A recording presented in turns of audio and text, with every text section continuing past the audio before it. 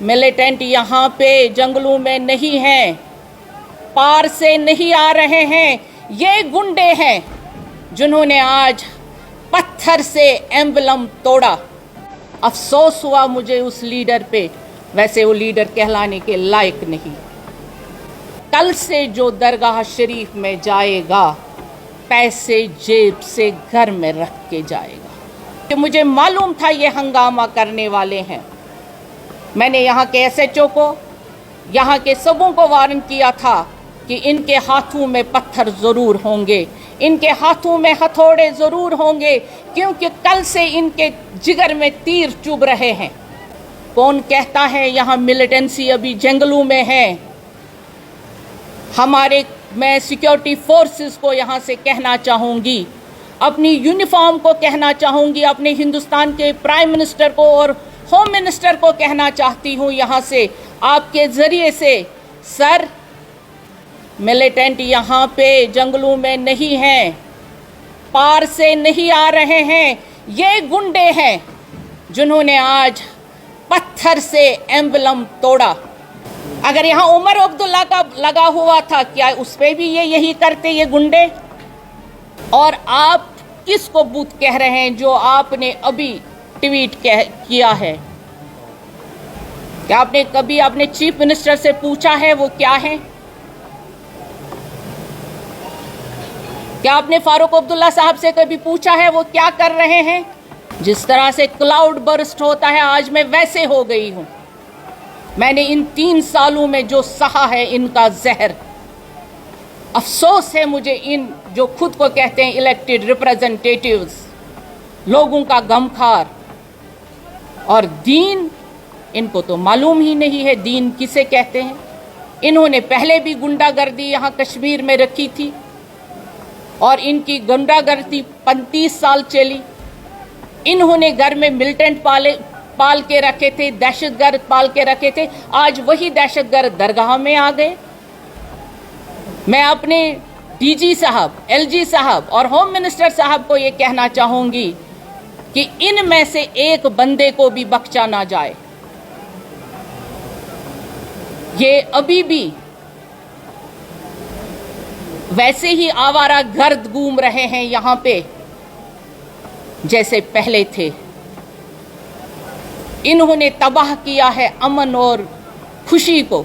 इनको कभी खुशी रास ही नहीं आती, इनको दूसरा इंसान बर्दाश्त ही नहीं होता है।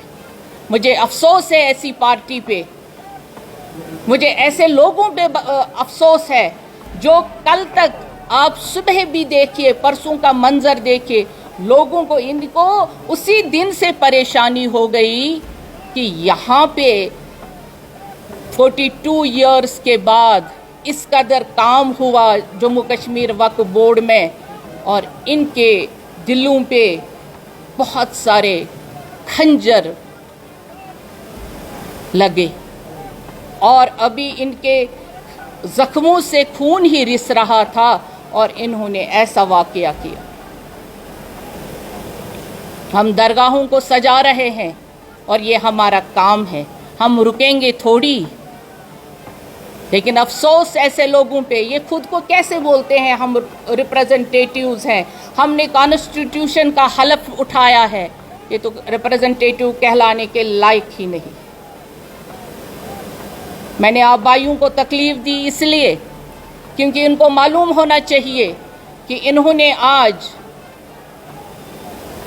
अपनी खसलत को, खसाइल को सामने रख दिया लोगों के सामने। इनको बिल्कुल जम्मू कश्मीर की फिक्र नहीं है। अगर इनको जम्मू कश्मीर की फिक्र होती तो जो इन्होंने इलेक्शन में वादे किए थे वो आज पूरे कर लेते।